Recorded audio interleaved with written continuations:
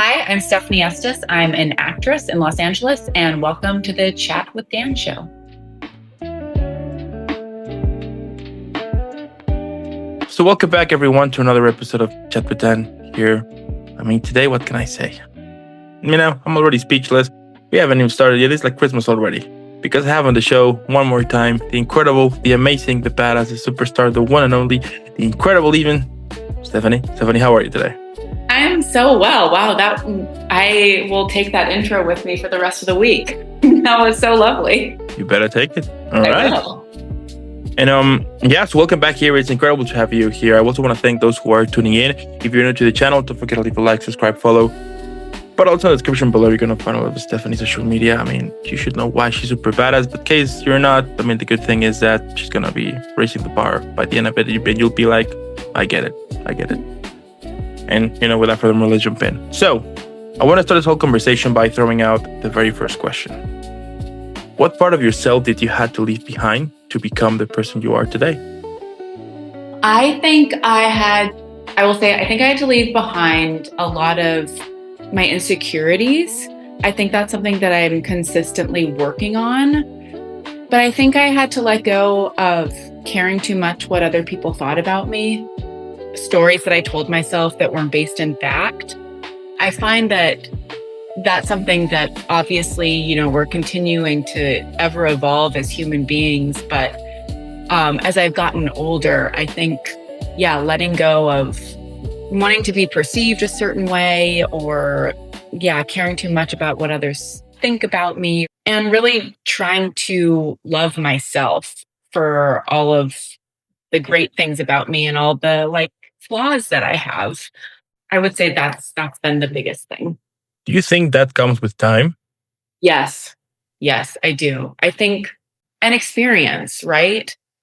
I think it comes with time and experience.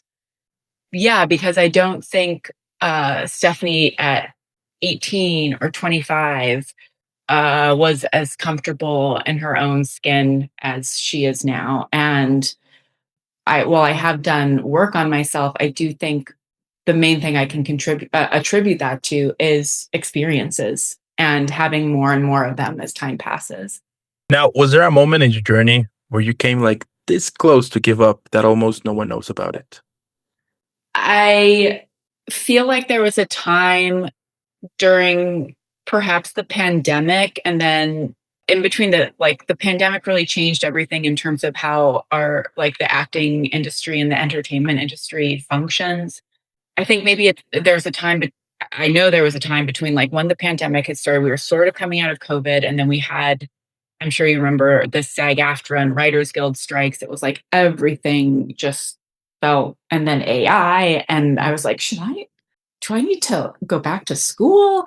And I did for a while, and I haven't given up acting, but I think what that taught me was that it's so important to consistently be learning and challenging yourself to explore different avenues, different opportunities, that you only become richer as a person the more you experience and the more you allow yourself to learn and to grow.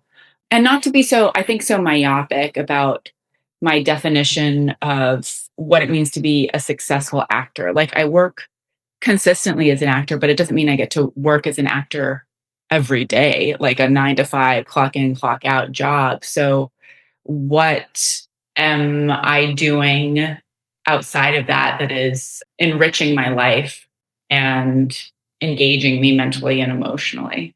What do you think we have those thoughts of quitting at some point? Well, because I think it feels good to have affirmation from people that you should keep doing this. You're on the right track. Keep going. And I think we do run into moments where we're not getting that. We're not getting the outside affirmations. We're not getting the keep running, keep going. And this goes back to, I think, what we were talking about initially of having more confidence in yourself. So perhaps being able to turn on the voices inside, just instead of relying on outward encouragement, being able to encourage yourself internally. It's tough, right? It is so tough. I'm still learning it. I'm still figuring it out. Yeah. Yeah, for sure. I think we all, but yeah, yeah. And now, what has been the loneliest moment of your career so far? The loneliest moment, I think I would go back to, yeah, the beginning of the pandemic where everything shut down, when auditions transitioned to self-tape, so you were alone at your house or your apartment with another person on Zoom, and it's still that, and I think we're slowly coming out and trying to redefine this new normal post-pandemic because things have shifted so significantly to like less in-person human interaction. But I think the loneliest moment was probably then when we were trying to navigate being alone, really being alone.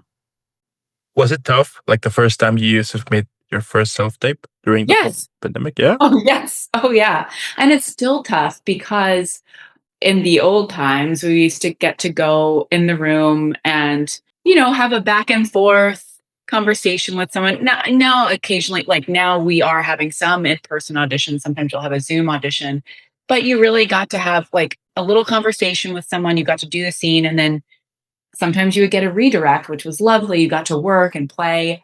So self tapes for me still can be hard because there's this feeling of kind of sending them out into the ether. You're just sort of like, all right, I guess I'm done. I'm sending it. But I've tried to create like what my new normal is. So I try and go and work in person with someone and tape it. So at least I have an actual, another human being in the room with me, and even that small act of human connection, I feel like makes it less lonely and less hard.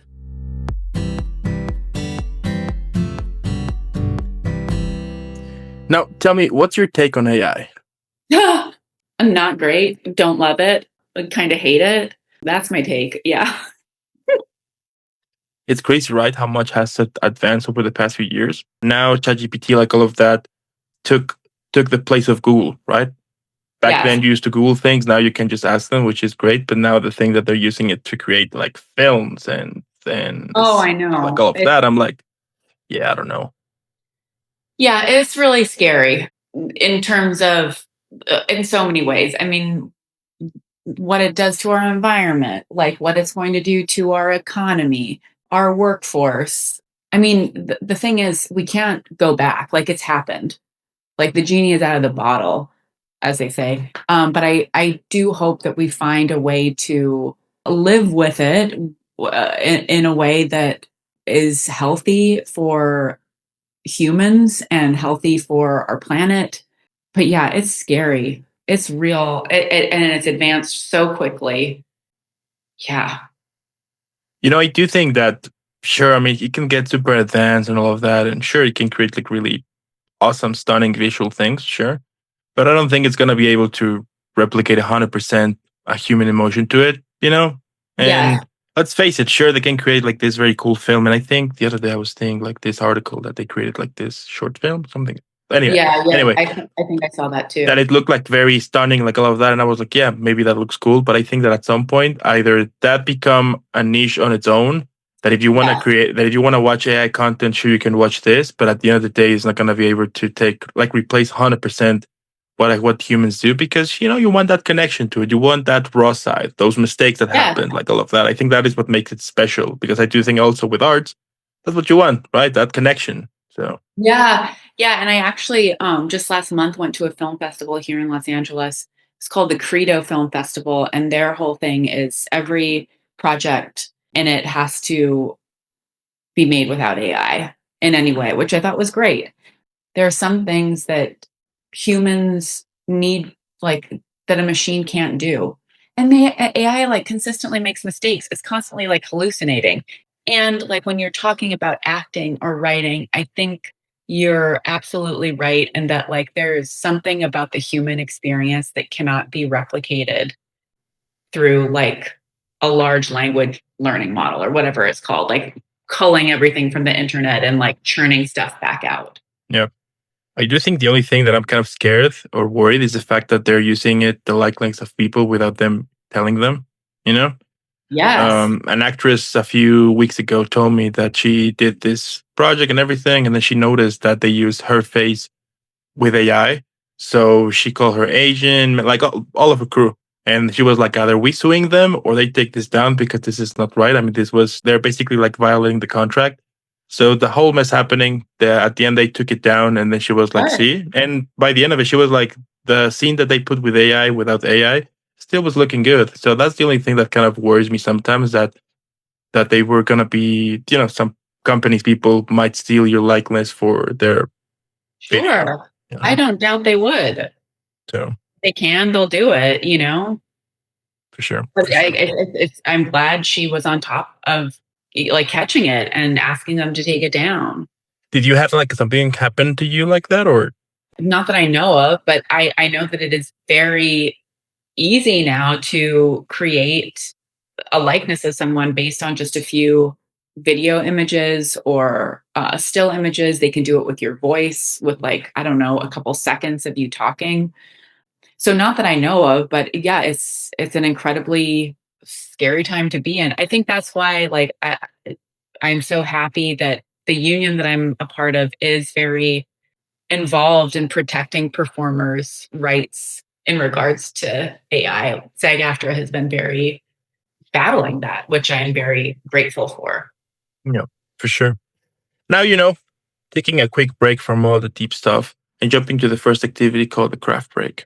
Super simple. I'm gonna give you a line, a moment, or a clue for a film with some options, of course, but you have to guess which one it is. Oh boy. Okay. All right, you ready? Yes.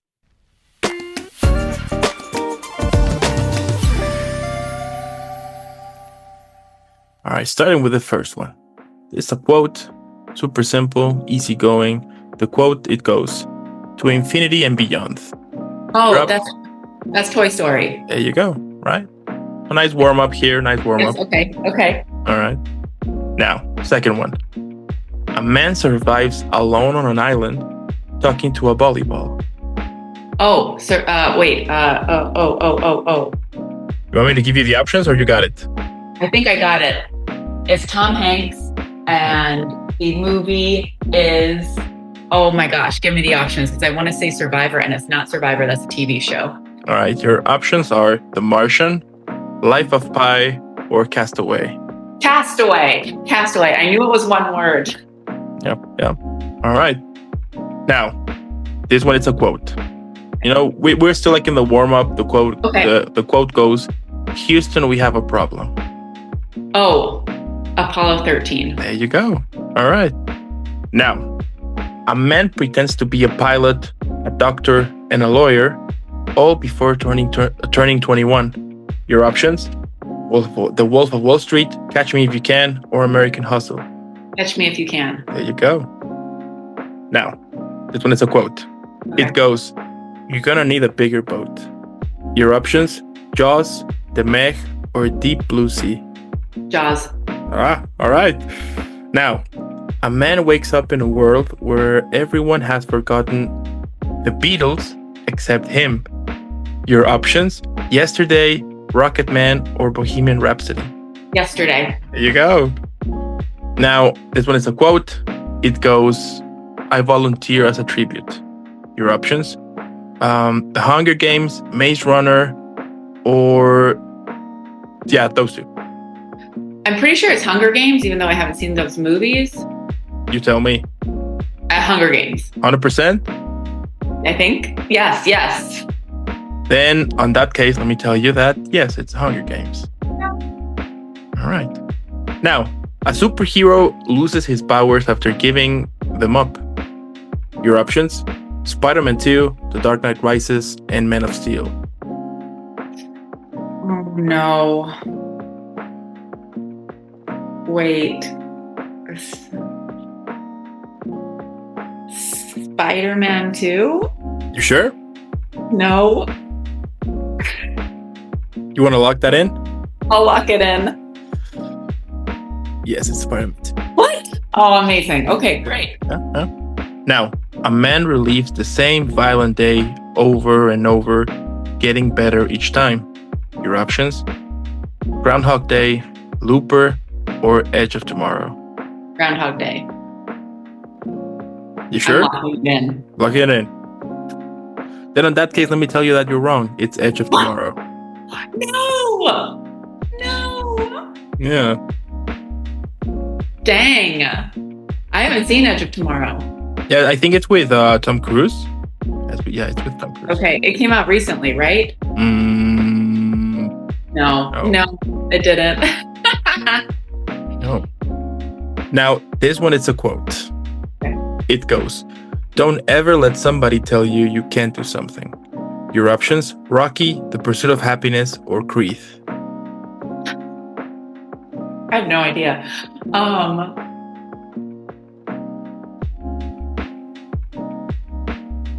The Pursuit of Happiness? 100%?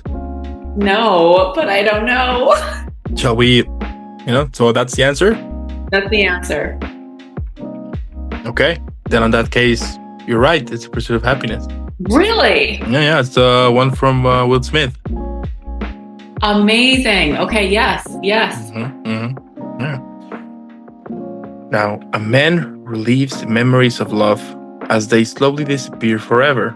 Your options, Eternal Sunshine of the Spotless Mind, Her, or Blue Valentine. Eternal Sunshine. Sure? I'll lock it in. Yeah?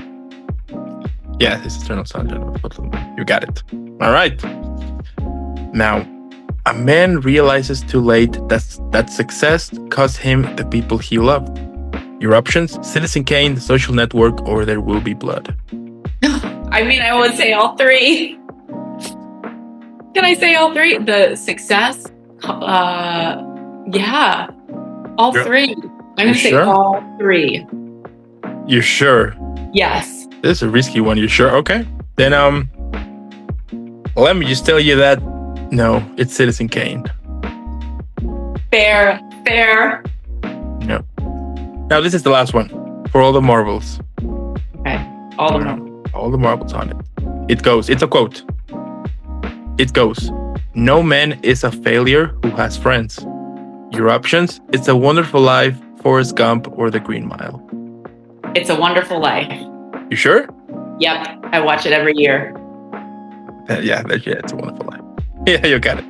I always cry during that part. It's so emotional. That's a fun game. Those were good questions. Thank you. I appreciate it.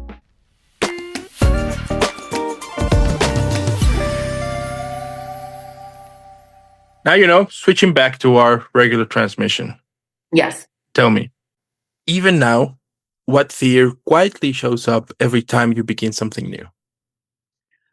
Oh, that I'm going to fail, that I'm not going to be good at this or the new thing, or that I shouldn't have attempted it in the first place. What do you think we have those thoughts? I find it interesting because when you realize, right? I mean, you have been trained for plus years, you have done things. I mean, you should be feeling confident, right? But yet, whenever we have like those moments, you feel like that you're starting from scratch again. But I wonder, like, why? Like, does the mind played like a trick on you, or maybe it's your anxiety? Like, what could it be? Doing something new is uncomfortable, and that requires you to grow as a human. And growth, I think, is always, a bit uncomfortable, but necessary. Yeah. Would you agree that sometimes the thing you fear the most is the thing you definitely need to do? Yes, I do. Which is sometimes hard to do. But when you're assessing situations, usually it's the thing that is the hardest, that takes the most energy, or is the most scary, is the one that you should be focusing on. Did you ever have a project to it that you were unsure if to do it or not, and by the end of it you were like, thank God that I did it. It was amazing. I think with Soft and Quiet, that was a film that I did quite a few years ago at this point. The premise of it and the way we shot it were things that felt scary. Like the subject matter and the character felt scary, and we shot it in one take, and that was very daunting, but I'm so glad that I did it. So I would say that project. That's like more badass. Yeah. Now, what truth about this industry do people only discover after they already deep inside it? I guess for actors specifically, that a lot of times rejection is not personal, or that it's not about your talent or the choice that you made in the audition. It's simply a decision that, was it came down to things beyond your control. It wasn't personal. It wasn't about your talent. Yeah, that's what I would say. And I think that's something that you don't learn until you've auditioned enough or a lot. Does it still hurt whenever you get a no from an audition? No, it doesn't. I mean, there's some that obviously want more than others, but I think I've developed a pretty good practice of letting things go, and I think that only happens with time and the knowledge and the confidence that, like, I'm doing good work. If they want what I'm doing, hopefully they'll ask me to be in their project, but if they don't, it doesn't have anything to do. I'm confident and in the work that I'm turning in and what I'm doing. Mhm. I love it. I love that. Now you're now switching to our next activity. Super round, super quickly, super easy, speed round questions. Yes, no, or pass. Right. So I'm gonna ask you a couple of questions, but you can only answer yes, no, or pass. Okay. You ready? Yes.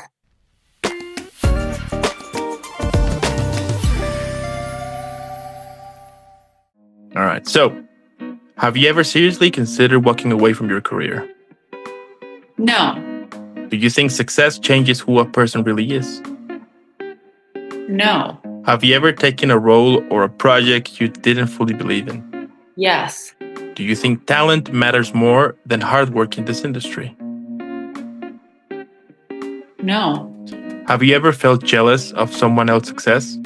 Yes. Do you think fame makes life easier? No. Have you ever doubted that you truly belong in this industry? Yes. Would you choose the same path again if you could start all over? Yes. Do you think success is worth the personal sacrifices it demands? Yes. Are you truly happy with the life you're building right now? Yes. And a bonus one, can you cry on cue? Pass. Fair enough. All right.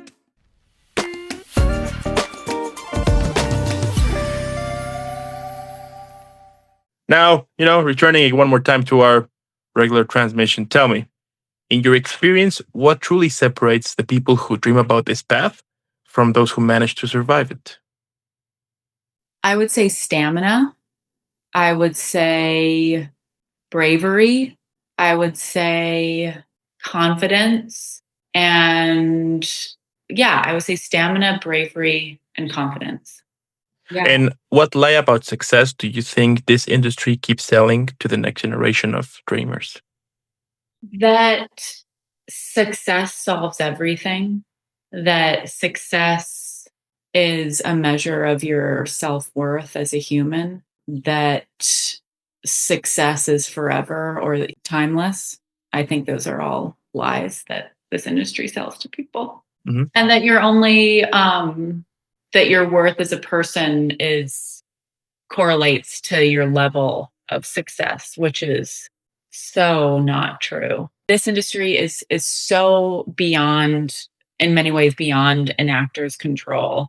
And success in it usually has no real reflection on, or a lot of times has no real reflection on how talented a person actually is.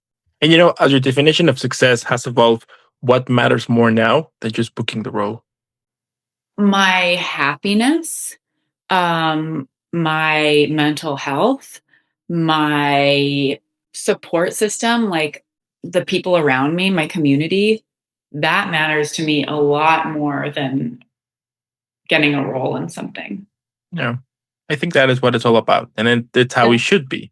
Yes, absolutely. Yeah. Yeah. Now, if everything you build disappeared tomorrow, I mean, we're talking your career, your work, the recognition, all of it.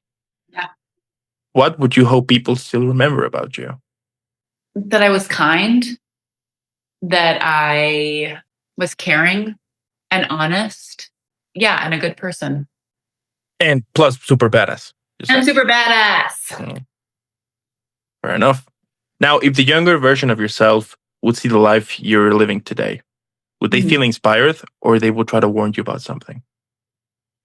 I think they would feel inspired. I think as a younger person, I dreamed very big, but I think my younger self would give me a little pat on the back. Hmm. Do you think it's important for us to stay in touch with our younger version, let's say? Yes, absolutely. Like the innocence, the ability to dream, to I feel like in our modern world and as we get older, like holding on to that is so important. Because it is very easy to get bogged down by gosh, the reality of the world and day-to-day existence. But if you're able to hold on to, I don't know, that childish glimmer of like magic can happen at any moment, I think that's really important. Is there like an activity or something that triggers that inner child? Oh, that's a good question. I think being outside, like with no specific thing to do, like just sitting outside, maybe like in the grass. Yeah, because then it's like you're not focusing on a task. You're not, yeah, that it kind of allows your imagination to percolate a little bit more and it feels a bit more childlike. I would say doing something like that or like drawing always makes me feel a little more childlike. I like playing or like a board game or maybe not a board game, but like singing, dancing, moving your body in a way like when you know how they always say like dance like nobody's watching, but yes, dance like nobody's watching. Like turn on your favorite song and yes, that makes you feel exuberant and childlike and free. Yeah, that's pretty cool. All right. And you know what? My last question here. Yes. All right. So we can all enjoy and relax. So, what do you think that could be the best title for this episode? The best title for this episode. What do you think? Should it be singing in your car, dancing like no one's watching? Kind of like that one. What about, I'm just like mixing up words, Yeah. and what about living? Yeah, living while nobody's watching. No, never A mind. living on your like living on your own terms, like living like no one's watching. I like that. I actually really like that, Dan. Yeah, living like Yeah. nobody's 'Cause watching. that's what we talked about in the beginning because about confidence, right? And like what you learn grow up like as you get older, it's like not living your life for other people, living your life for yourself. So I love that. Living like no one's watching. All right, that sounds You like a did it. title to me. We have a franchise. I love that. Epic. And you know what, Dean, what can I say? I just love it. I'm so in love in what you do because it's amazing. Basically, you are doing it, you're showing out there, you're showing that dreams can come true. And something that I love about interviewing actors, like all of you guys, is sure you can create cool stories for us. Sure, you can make us laugh, you can make us cry, and like all of that. But at the end of the day, you're showing us, you're giving us hope. You're showing us that dreams can come true. You know what I mean? And I do think, especially now in this crazy messed up world, we do need hope. And I do think it's with you people in which we can have this connection to be like they're doing it, they're showing out, they're pursuing something that maybe most people would think that is crazy, but here are the results over there. You know what I mean? So that's incredible, and yeah, I just love it. Oh, thank you. So, That really means a lot. I really appreciate that. yeah, Thank you. keep rocking out there. I do want to thank also those who stayed the whole episode. Let us know what you think in the comments below. But at this point, come on. This question one, I was like, I already know why she's super badass. So let's share some love. Hashtag Team Stefanie. And again, thank you for making this happen. Keep shining out there, keep rocking, keep kicking ass. And I'll definitely be seeing you in the next one. So hard. I'm trying to make it. There we go. There you go. Yeah. All right.